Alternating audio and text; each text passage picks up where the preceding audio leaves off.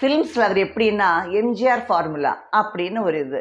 இப்போ நிறைய பேர் என்னென்னவோ ஸ்டைல் மாடல்லாம் சொல்கிறாங்க. பட் அவர் தனக்குன்னு அப்போவே எல்லா ஃபிலிம் புக்ஸ்லேயும் வரும் எம்ஜிஆர் ஃபார்முலா எம்ஜிஆர் ஃபார்முலான்னு. அந்த எம்ஜிஆர் ஃபார்முலாங்கிறது சென்டிமெண்ட், அதாவது மதர் சென்டிமெண்ட், சிஸ்டர் சென்டிமெண்ட்.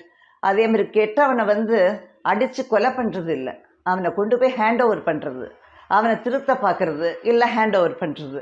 இதுதான் அவரோட பிரின்சிபல், அந்த ஃபார்முலாவோட இது. அந்த மாதிரி தான் அவர் செஞ்சார் ஃபிலிம்ஸ்லாம்.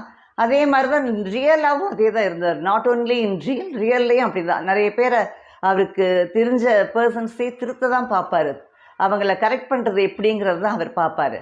அந்த ஃபார்முலா தான் அவர் லாஸ்ட் வரைக்கும் அவரோட ஃபிலிம்ஸில் மட்டும் இல்லாமல் ரியல் லைஃப்லேயும் அந்த ஃபார்முலா இருந்தது. நல்லது செய்வார், ராபின் ஹுட் ஸ்டைல் மாதிரி தெரியும்.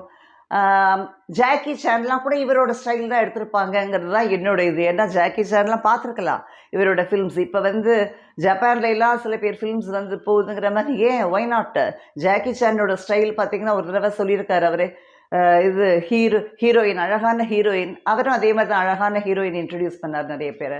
அதனால் ஜாக்கி சான் எம்ஜிஆர் ஃபார்முலாவை தான் எடுத்துருக்கலாங்கிறது தான் என்னோடது.